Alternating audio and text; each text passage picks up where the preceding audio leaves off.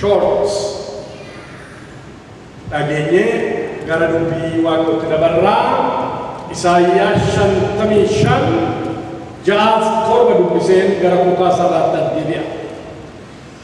Achi as deebinatti. Isaayyaas 55 jaaf torba. Isuma jira dubbatamu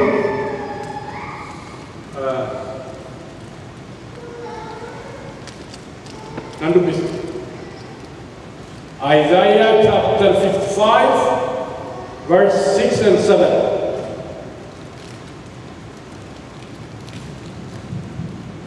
Yeroon argamuu danda'utti Waaqayyoon barbaaddadhaa.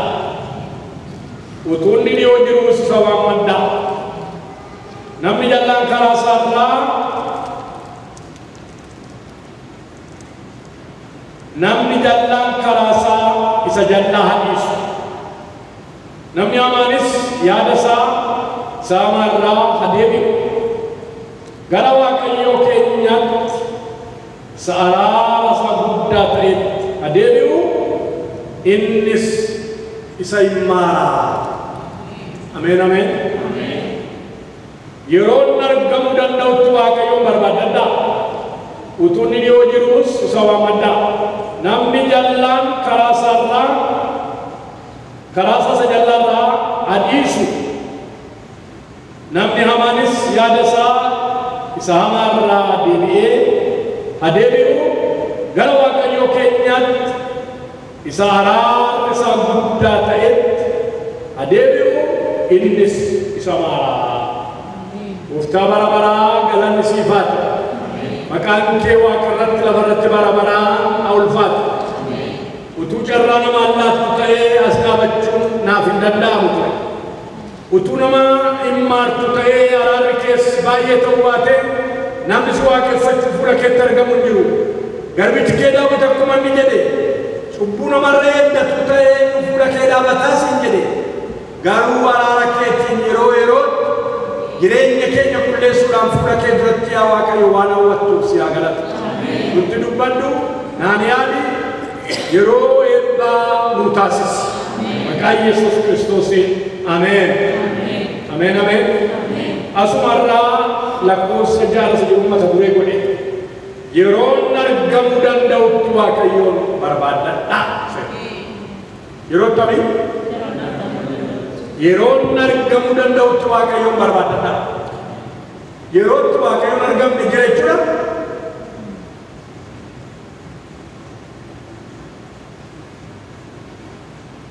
Yeroo Waaqayyo argamuu danda'utti Waaqayyoon barbaaddadhaa. Waaqayyo Waaqa barbaadame argamu. Waaqa yeroo barbaacha sakaatan asan jira jedha Waaqayyo. Maqaa Waaqayyoo ulfaatu. Yeroo inni barbaadamee dhabame seenaa keessa jira.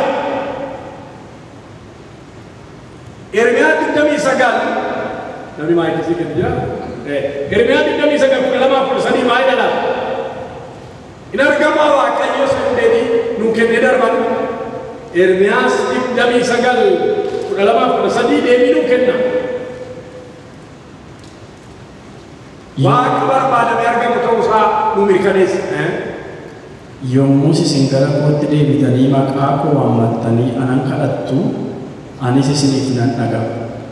Isin anan barbaaddattu garaa keessan guutuudhaan yoo ana barbaaddattan ana hin argattu. Ameen ameen. Attamitti yoo na barbaaddan? Garaa keessan guutuudhaan. Garaa keessan guutuudhaan yoo na barbaaddattan na argattu. In argamaa jechuudha Waaqayyo. Attamitti akka argamu gamuutti beeka. Garaa keessan guutuu gara kootti galagaltanii na kadhattu. Garaa keessan guutuudhaan immoo yoo na barbaaddan na argattu. Maqaan Waaqayyoo ulfaatu. Waaqayyoo barbaadamee Waaqa argamu. Barbaadamee yerootti dhabames jira. Seenaa macaafa qulqulluu keessatti jireenya namoota baay'ee mudannoo adda addaarraa kan ka'e yeroo inni barbaadamee dhabame jira. Saa'ol Waaqayyoon barbaaddateedha. Waaqayyo garuu deebisee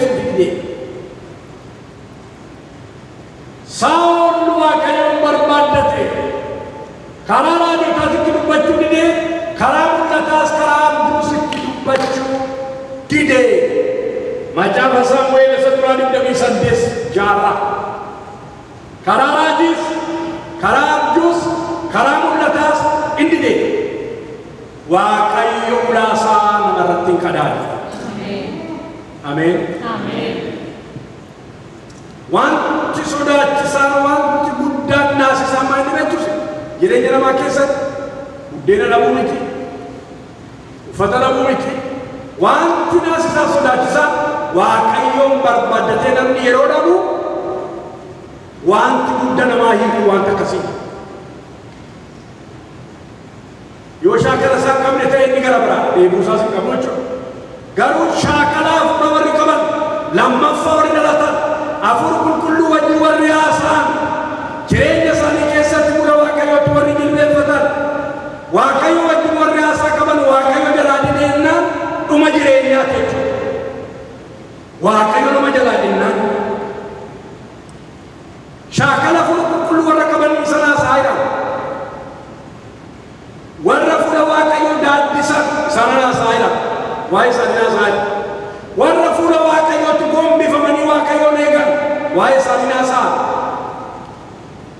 jarreen akkasii jala Waaqayyo dideennaan dhumee jiru there is something wrong waan tokkotu karaa gadhiisee jechuudha waan tokkotu galagalee dandoo isaati jechuudha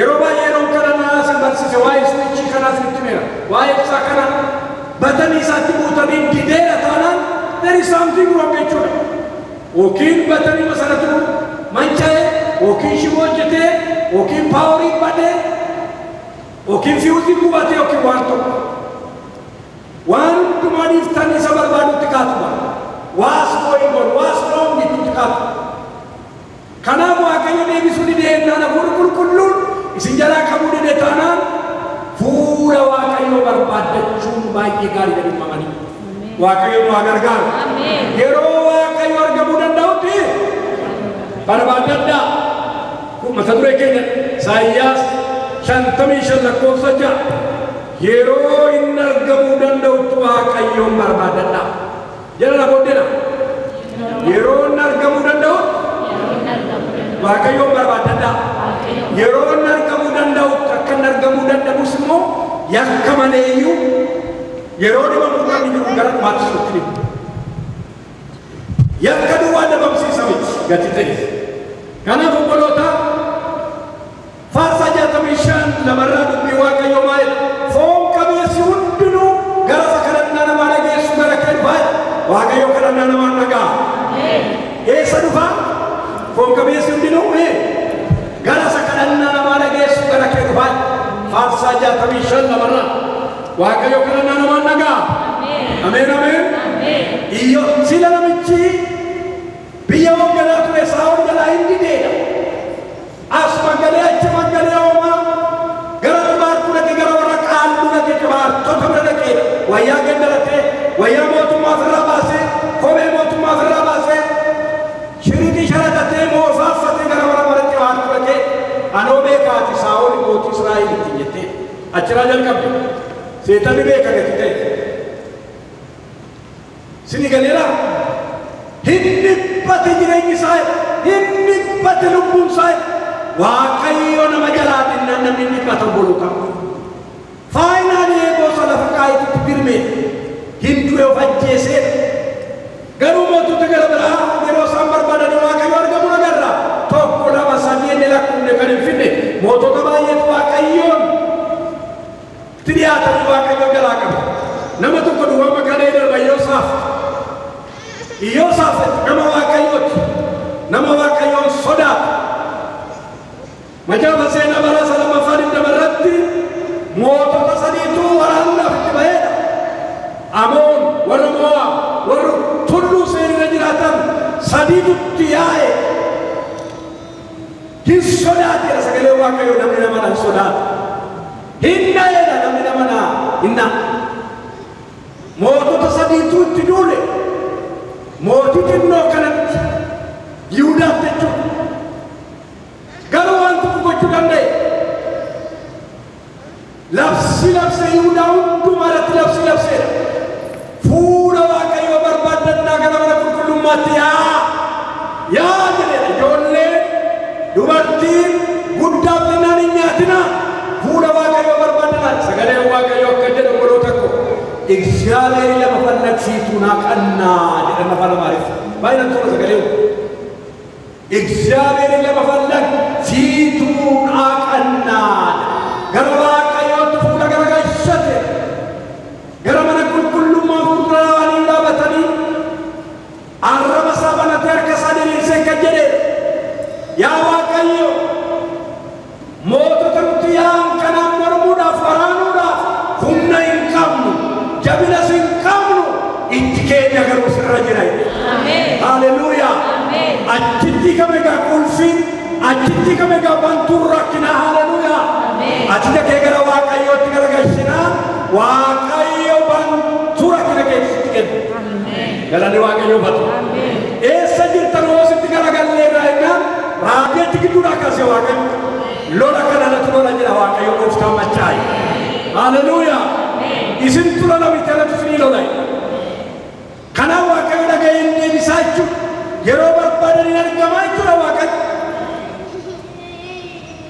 yeroo barbaadamuun argama waaqayyo asan jira siniidha jedhu waaqayyo obboloota barbaadatu taanaan yeroo kanatti yeroo isaan kadhannaa isaanii jalqabanidha yeroo isaaf kadhannaa jalqabu danaa gara waaqayyootti galagalu kadhannaa isaanii awutomaatikali yeroo waaqayyoo dubbatu galatatti jijjiiranidha galatatti geddaranii faarfatootaan wayyaa keessa uffadhaa wayyaa isa bibbitataan miti wayyaa kwaayirii keessa uffadhaa surra qabeessa wayyaan kwaayirii ati tolaan yeroo wayyaa kwaayirii keessa uffadhaa barbaada uffadhaa isatti jedhe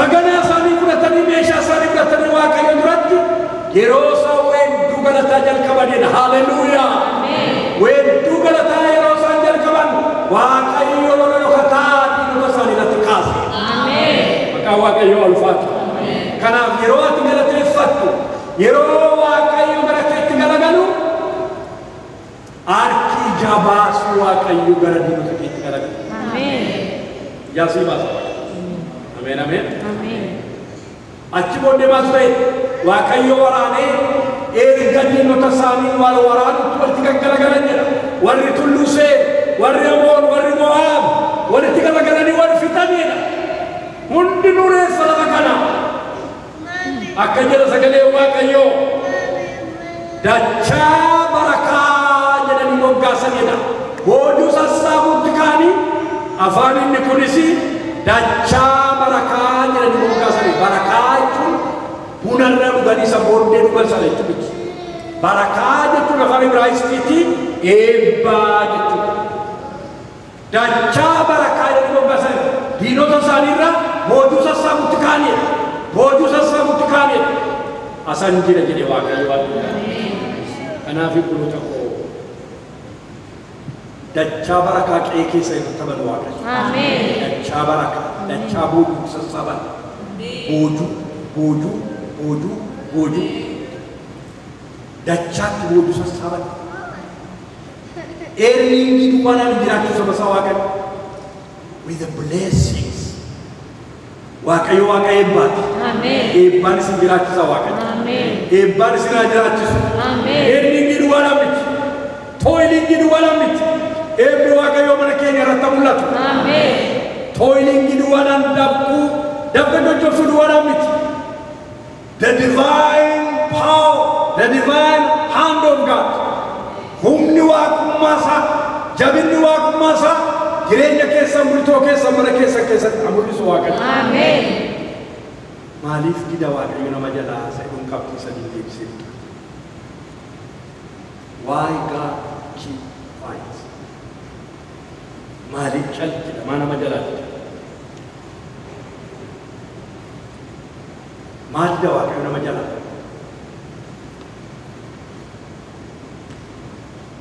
mee sataaduu sila dubbiftaa daagina wangeela Luqaas 19:44 akka isaa yaadataniif waaqayyo waa'ee nama jalaa diduu sababii tokko kaa'een jira sadii sababii san sadan hundumaa isinitti hima.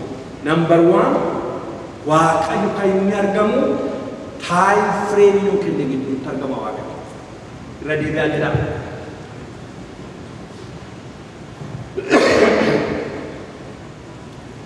Yeroo itti argama Waaqayyo jedhu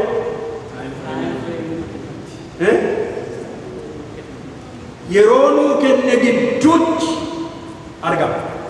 Time frame nuu kenname gidduutti argama Waaqayyo. Number 1 maal akka ta'e immoo ibsasaa isinii kenna. Waa'ee darbee fooraas. Yesuus itti dhiyaatee mandara Yerusaalem yommuu argee hin boo'eef. Maal godhe? Maal godhe? Hin boo'eef. Akkumallee ati nagaadhaaf kan siif ta'utu beekte attam gaarii ture. Amma garuu wanti kun ija kee duraa dhokatee jira.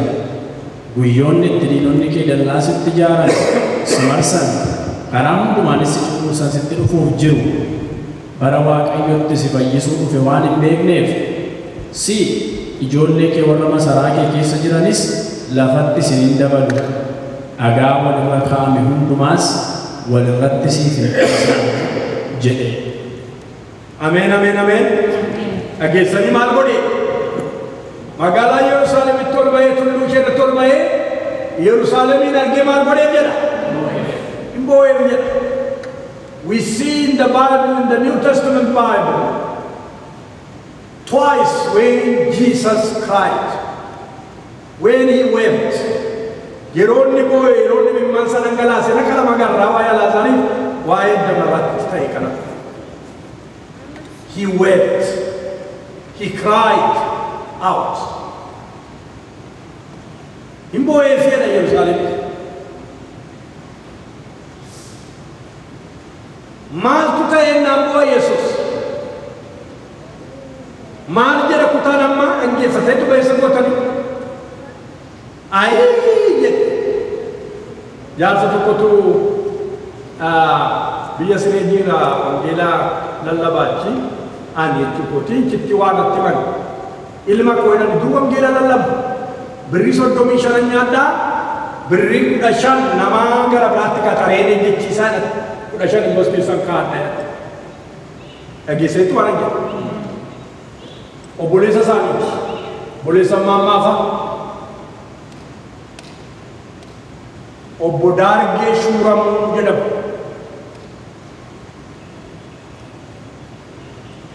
Yeroo wangeela lallabu jedhan birrii 15 as keessa kaa'attee 15 immoo nama gara biraa lallabsiisa ture. Maali naaf fara akkasii? Nama kanatti kannaan jedhani sireetti ilma koo jedhani yennaanii na dhageessaa mucaa koodha nan dhagaan jedha. Miriindaan dhugaa isaan immoo peepsii dhuguu hoteela tokko keessa teenyee amma nan yaadadhaa. Hinni didichu kun hundi ol galanse naan jedhan. Hinni didichu inni wayyaa martifatee fi kun hundi didichu kun hundi ol galattee yaade jedha. Wanta achaasu jira jedha. Isaan natti kun barbaada sasiraan jirti. Nama tokko Waaqayyo nutti erga biyya fagoodhaa anaaf abalutti jedhan. Makkuma gaarii argee huneen ga'a. Anaaf abalutti nama kan nutti erge nama Waaqayyo tokko nutti ergee jedhan. Qeesii ta'annaan barbaannu jennee jedhan. Amma guyyaa lammaffaa nu kenne chaansi barbaannu jennee jedhan. Guyyaa sadaffaatti maaloo qeesii nu ta'annaan jennaan. Ayii jedhee jedhan. Sagaleen kun jireenya koo keessatti gurra koo keessaa iyyatti yeroo dhumaa. Dhageessanii sun amma jedhe. Mee jedhame? Ayii taraa miti. Ordinary miti taraa ayiinsa. Ayii jedhee jedhan. Maal jennaan? Injiru gaa balbal isaa cufamee jedhamu jedhanii. Nuun jedhee namni Waaqayyo sun jedhan. Booddee barbaannee dhabnee Yerusaalem irra akkasitti dhaabateetitti boo'e. Ayii jedhe Kiristoos. Ilmi Waaqayyoo nama ta'e inni dhufe. Inni gadameessa Maariyaam keessa buufate. Gara Yerusaalem dhufe, gara Israa'el dhufe. Israa'el garuu hin simanneedha sagalee Waaqayyoo. Banitti hin jette. Gara gosa isaa dhufe. Gosni isaa isa hin simanne. ijoollee waaqayyoo taane aboo kenneefee simanne rakkadanii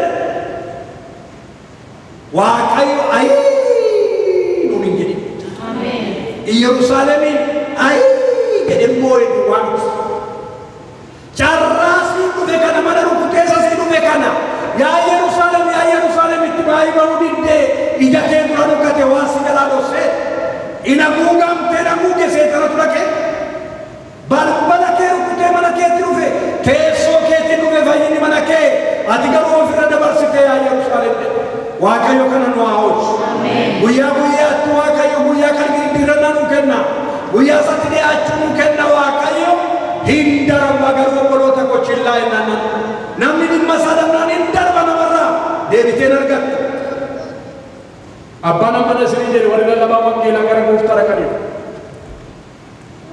geggeessaa dinqiidhaan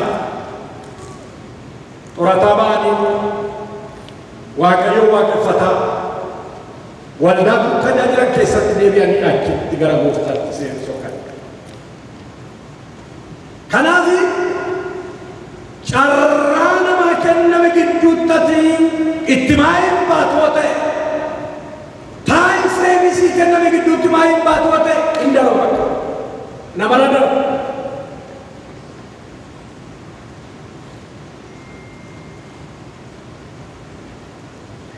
nama tokkotu yeroo baay'eetti dubbata waaqa yeroo baay'eetti dubbata waaqa yeroo baay'eetti dubbata nama kana jira amma lubbuudhaan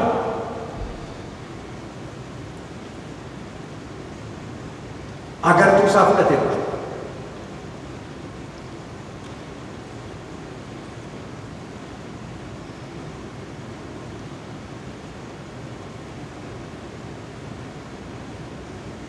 dhumaadhaan jedhe waaqa yeroo waaqayyo namaa kenne yeroo rakasa fakkaata waaqayyo garuu yeroo namaa kenne yertuu jira yertuu waaqayyo maal namaa kenna yeroo namaa kenna waaqayyo yeroo sii kenna yeroo waaqayyo sii kenne kana hubannaadhaan qabadha yeroo waaqayyo nuu kenne kana hubannaadhaan qabadha ማንም ሊሰራባት የማይችል ሌሊት ይመጣለች አለ ኢየሱስ ወንጌሉ ዮሐንስ 9:4 ማንም ሊሰራባት የማይችል ሌሊት ይመጣለች አመገሩ ይፈከሰ ጀቱ ፈከሰ እንደቢያ አልከነኝ ልከጀቹ እንደየ ተቆዱ ፋይራይ ከናስ ወዶ ታበቆናሽን ለማብጃራ ለማመጃት ምን ጉድስነ ከወዱከ ቱሉስና ለነገ ፈዳ weddota shan lama amajat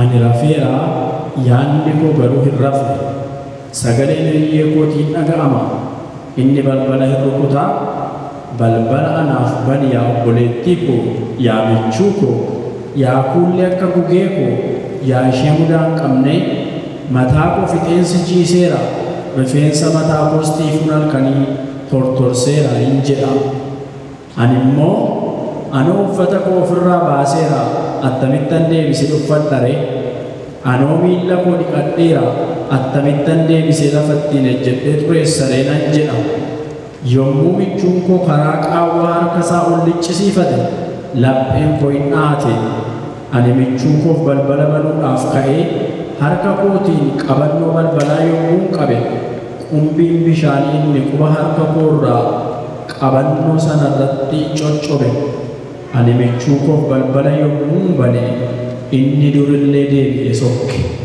yommuu inni dubbate yaanni isa bira ga'ee ture haa ta'u iyyuu malee ani sanan barbaade garuu isan arganne ani sanan waame garuu inni na jalaa hin waanne dhageessanii saba waaqayyo michuu isheetu dhaqeetii balbala rukutee maaloo naabanii tiifuun na tortorseera sittan ol galaa masoo baay'ee dhawwama yaa gugee koo yaa bareedduu koo balbala dhaabanitti hin jedha. Sagaleen kun nikkifataa, lapheen kun nikkifata waa'ee sagalee isaa harka isaa gashee ture keessaa banuuf hin ka'eette qabannoon balbalaa coccoba nadiisarraa coccoberraa fooliin achuma irratti hafeette yeroo banuuf inni darbee sokkeeraa waamnaan hin jiru barbaannaan hin jiru kalaas sinii galee nama darbaa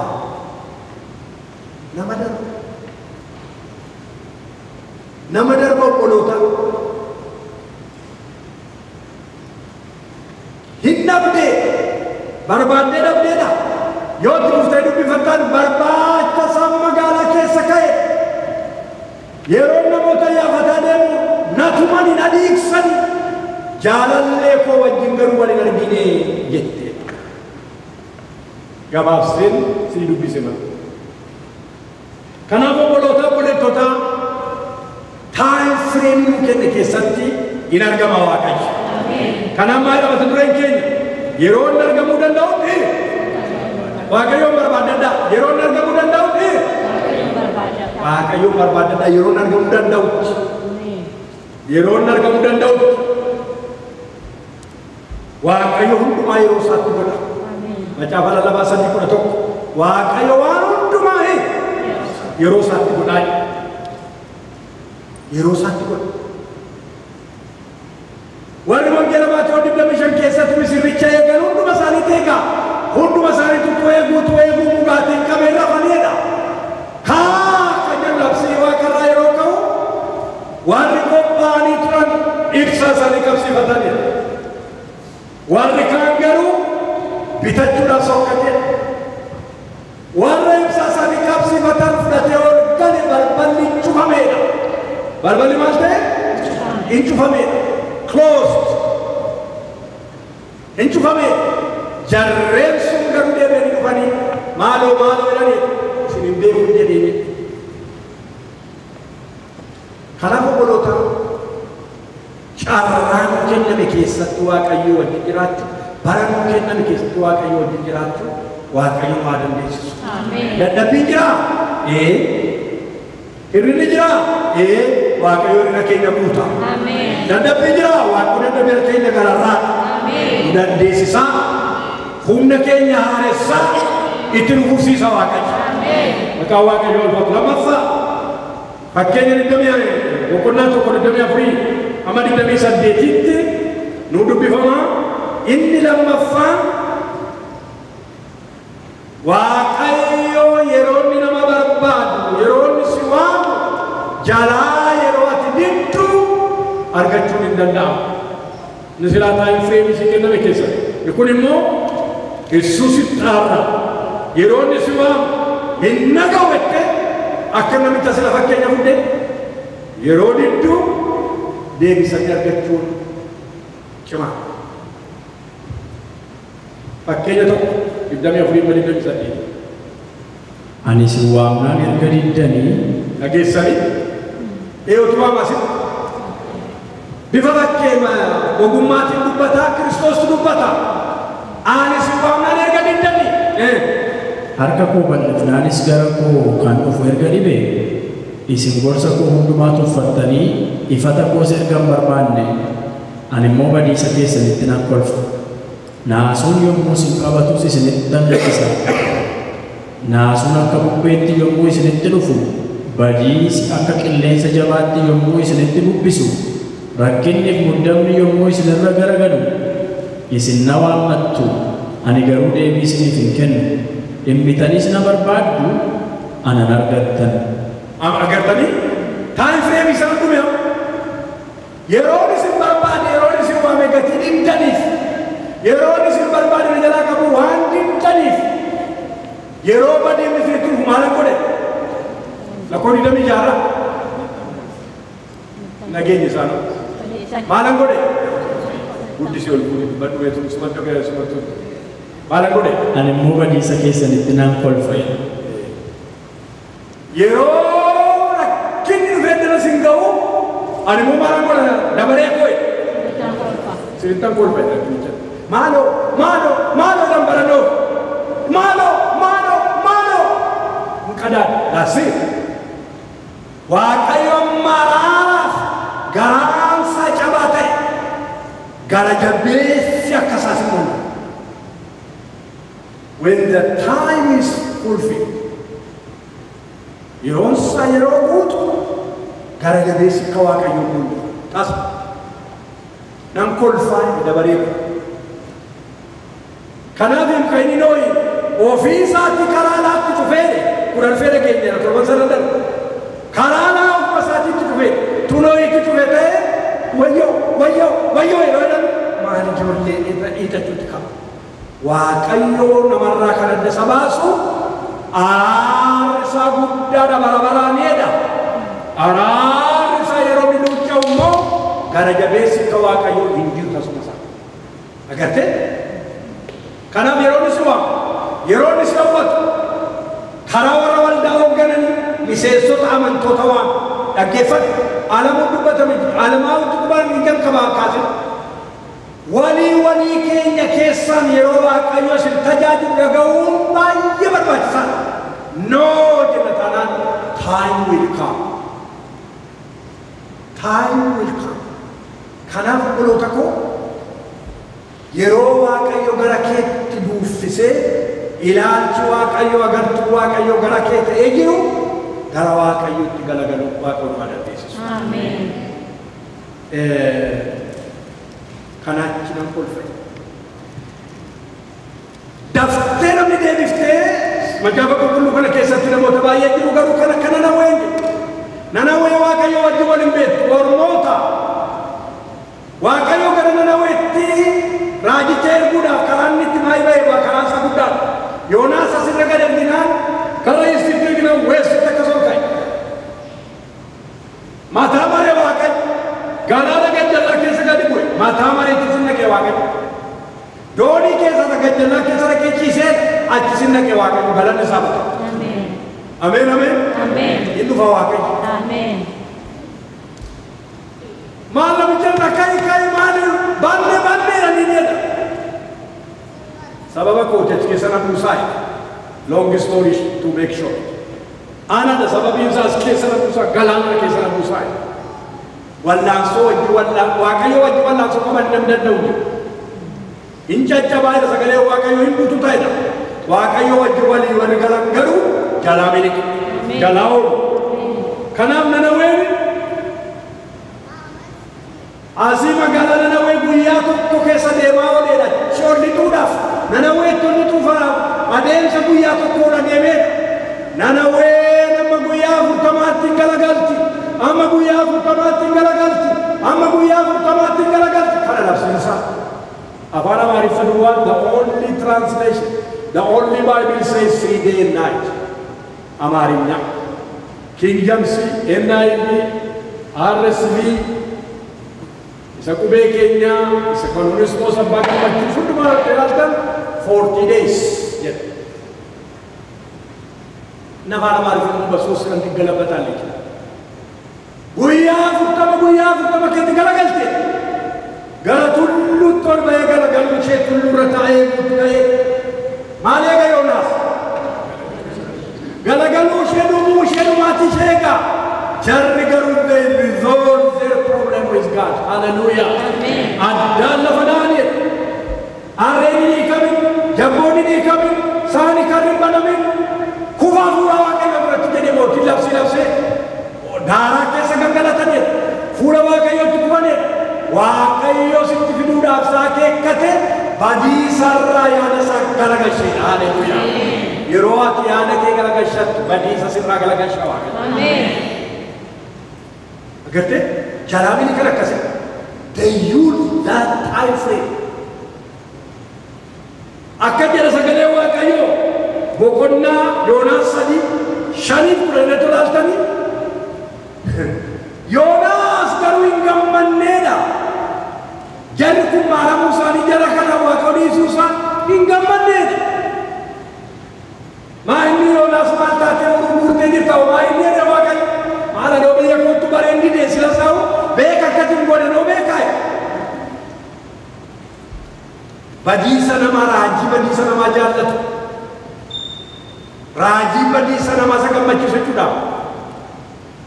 Biqiltuu tokko moo biqilshee biture aduu saasaa keessa taa'aa gatii ta'e biqiltuun sun hin coonigdeedha.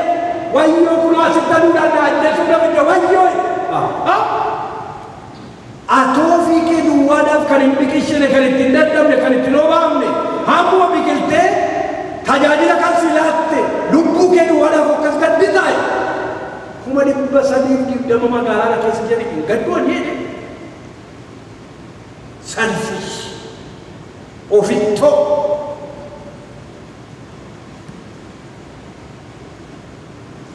waaqayyo waaqa araaraati hin maarii sabasa inni isin kanaafi yeroo waaqayyo argamutti iyyata asa jire hin fixa waaqayyo wajjin finish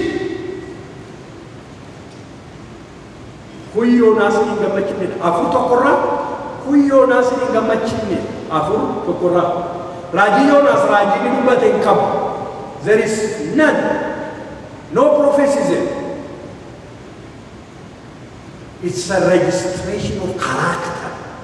It's a problem of character. Raji Yoonaas rakkina characteriiti nutti agarsiisu achi keessa kaa'e malee waan ka'e. Where is his prophecy? Isa jira prophecy isa. Boqonnaa tokko moo lama moo sadii waa bukkee jira. Chapter afur qaba. Achi sana keessatti kan isin agartani the problem of character. Ekamu mere maal isa biqilshee biqiltee coolinaan ekamutti ka'i waaqota booshaa ekamutti ka'i character.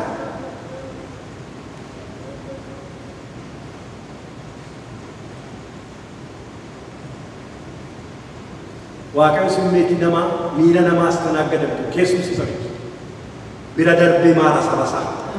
Yoonaas hin gammachiise dhiisee saaftuu hin. Ameen ameen. Tajaajilaa kee gammachiise dhiisee saaftuu hin. Waaqayyo biroo waaqa araara. Bira darbee hojjeta hojii isaa. Maqaan isaa ulfaatu. Miira namaa keessumsiisa miti. Yoonaas hin isa gaddisiisuu rammoo hin jenne waaqayyo. ለክብሩ የሚመቸው ስራ የደህንነት ስራ ይፈጽምልናል። ኡልፍና ሰዓት ይቀጣ ጅሩ ፈይና መነከለ ተራወጣ ዋቀ አሜን ከዳፊ ሰሰዳፋ ሰማ ገባባት ትሪተነን ላችን ጊዜ ብለንሱ ሰበከና እንጀሌ ፋሰዳን ነመተኮ የሮ ገባባብ የተሳት ሌላ ወላለን እንትላለ ቤዴ ከሰከንታሪስ ሰደፋ ሰሩማ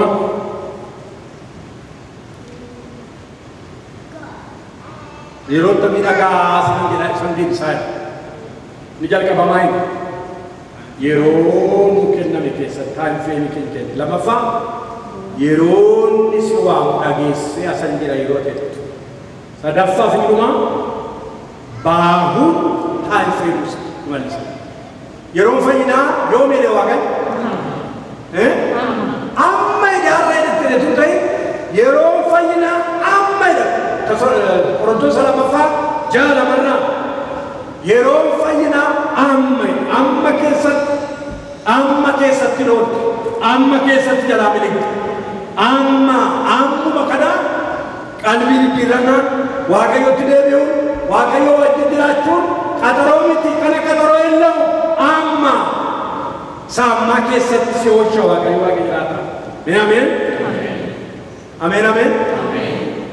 Namicha isaa karaa gar tokkoon fannifame yaadattu isa tokkotti beekama.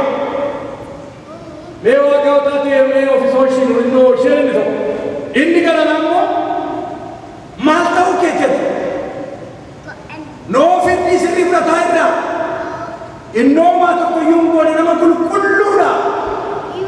Maal taatee afaan keetti bantaatti hin jedhu isa kanaaf ija baasee miti Kiristoos. Yaa gooftaa mootummaa keetti na yaadadhu jedhanii. Ameen. Ameen. Maayineen kan Kiristoos. Dhuguma siin jedhaa har'a wajjin ol gallachitte. Haleluuyaa. Yoo har'uma gargarachi jirre maqaan Waaqayyoo ulfaatu. Yaa hundisi amma keessatti dhufa waan haaraa waan dinqii mana kee jireenya kee godha Waaqayyo. Luqaa 23:42 Iyyaasuu 3:5 irratti bor Waaqayyo waan dinqisiisaa isaa isin gidduutti godha of qulqulleessaa. Bor Waaqayyo waan dinqisaa isin keessatti godha har'a maal godha? Of qulqulleessaa, har'a of qulqulleessaa. Bor ta'ammuraalle nagee dinqaalle nagee ta'ammur የእግዚአብሔር ta'ammur ስራ ይገለጣል ከቀደዛሬ har'a of qulqulleessaa maqaa Waaqayyo wal faatu. Kanaaf obboloota obboleettotaa yeroon argamuu danda'utti Waaqayyoon barbaadachuu akka dandeenyu Waaqayyo nu haa gargaaru. Ameen ameen. Waaqayyo kanatti galateeffamu.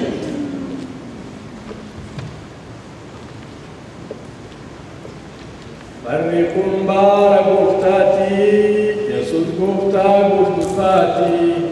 Ufeensa gadaafi Waaqa kooti, Yesuun seexanoota caccabdeetti. Ufeensa gadaafi Waaqa kooti, Yesuun seexanoota caccabdeetti. Barri kun bara gooftaati, Yesuus gooftaa gurgurtaati. Ufeensa gadaafi Waaqa kooti, Yesuun seexanoota caccabdeetti. Hallelujah.